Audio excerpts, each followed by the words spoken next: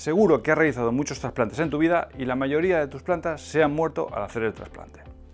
No sabes qué es lo que ha pasado, todo lo has hecho bien, pero no has podido llevar con éxito esa tarea, porque la has trasplantado y al cabo de una semana, 2, 3 semanas se te acaban muriendo tus plantas. Pues bien, en el vídeo de hoy te voy a explicar una serie de recomendaciones para que esto no te pase. Yo hoy tengo que hacer un trasplante, me voy a centrar básicamente en el trasplante de un geranio, pero bueno, también tengo aquí una lavanda y unos claveles que tengo que trasplantar, que me van a servir de ayuda para poder explicarte las claves de los trasplantes. Es muy fácil hacer un trasplante, pero tienes que tener en cuenta esta serie de pasos que te voy a explicar a continuación. Antes de empezar a ver todo esto, dime qué planta es la que se te ha muerto al hacer un trasplante y dime qué planta vas a trasplantar. Entre todos vamos a ver cuáles son las plantas más comunes que nos dan problemas, así que te invito a que me dejes un comentario. Cada planta tiene su momento óptimo para el trasplante, pero como norma general os diré que a final del invierno y a principio de primavera es el momento óptimo para hacer el trasplante de cualquier tipo de planta, ya sea de interior o de exterior. Así que si tenéis alguna duda, de todas maneras podéis consultar qué planta vais a trasplantar y cuándo es el momento óptimo para hacerlo. Uno de los motivos por los que nuestras plantas se mueren es porque cuando las compramos en los centros de jardinería, estas vienen en unas macetas relativamente pequeñas que están muy cargadas de raíces.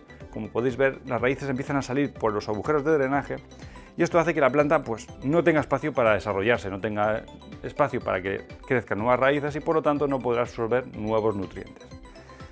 Por lo tanto, cuando compremos una planta que las raíces empiezan a salirse, es un buen momento para trasplantarla. Cuando una planta está muy estancada, no conseguimos ver crecimiento ni nada por el estilo, es probable que su sustrato esté agotado y lo que quiera es un nuevo lugar donde ubicarse. Por lo tanto, es otro síntoma para hacer un trasplante. Plantas que están decaídas, que lo habéis probado todo y no lo habéis conseguido, pues bien, si es el momento idóneo para trasplantarla, podéis hacerlo. Otro de los factores importantes es elegir bien el tipo de maceta. Primer punto, la maceta tiene que tener suficientes agujeros de drenaje en la base para poder evacuar bien el agua. Esto es fundamental ya que si no nuestras raíces se pudrirán. Y el siguiente es elegir el tipo de tamaño. Pues bueno, yo en este caso la maceta original del geranio mide unos 13 centímetros de diámetro por 11 de profundidad. Si fuera una planta de interior, yo os diría que si mide 13 de diámetro aproximadamente, con que le demos unos 3 centímetros más y unos 3 centímetros más por abajo, es decir, una que pueda medir aproximadamente unos 16 por 15 o 14, es más que suficiente.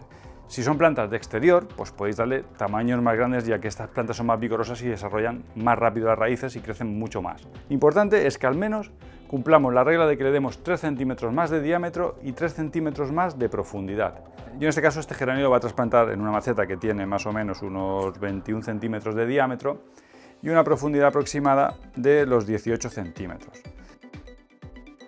El primer punto que debemos prestar atención es en el sustrato. El sustrato debe ser de calidad. Debemos utilizar un sustrato rico en materia orgánica, que sea bien esponjoso, que drene bien y que sea poroso. En definitiva, que nos dé una buena aireación a las raíces, drene bien el agua para que éstas se puedan expandir rápidamente por todo el sustrato y así absorber nuevos nutrientes que van a facilitar el crecimiento vigoroso de nuestra planta. Si lo que hacemos es utilizar un sustrato viejo y reutilizarlo, porque viene de otro cultivo, está sin nutrientes. Lo que podemos hacer es añadir humus de lombriz, un buen compost bien maduro o podemos añadir un abono orgánico, granulado o en polvo, como en este caso. Esto va a hacer que el sustrato tenga de nuevo nutrientes y por lo tanto nuestra planta que vamos a trasplantar crezca sin problemas. Este dato es muy importante.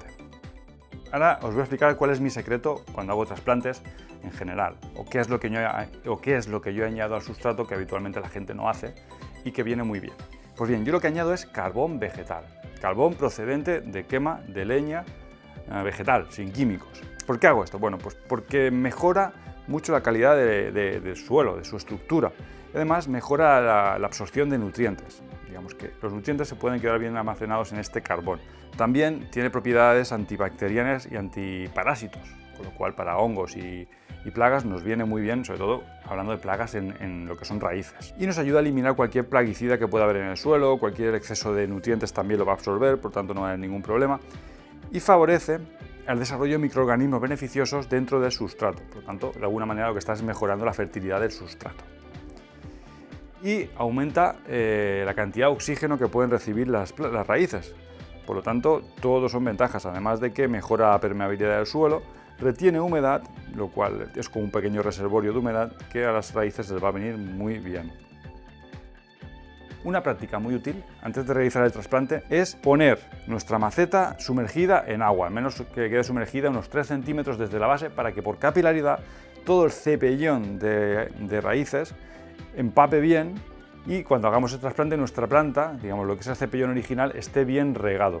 ¿Por qué es muy importante esto? Muchas veces esto no lo hacemos, trasplantamos con el sustrato muy seco, acomodamos en la maceta, regamos y cuando regamos realmente lo que estamos regando es el sustrato nuevo, pero muchas veces el cepellón o la maceta original, como tiene un sustrato ya muy agotado y muy compactado, lo que hace es que no se empapa bien de agua, sino que va escurriendo hacia los lados, de manera que dejamos la planta seca, aunque esto no lo parezca, es una cosa gravísima y esto pasa mucho, ¿eh? O sea, por favor, este paso, tener mucho cuidado. Poner en remojo unos 10 minutos aproximadamente hasta que absorba bien todo el agua del recipiente donde la pongáis. No hace falta que quede muy sumergida, con unos 3 centímetros es más que suficiente.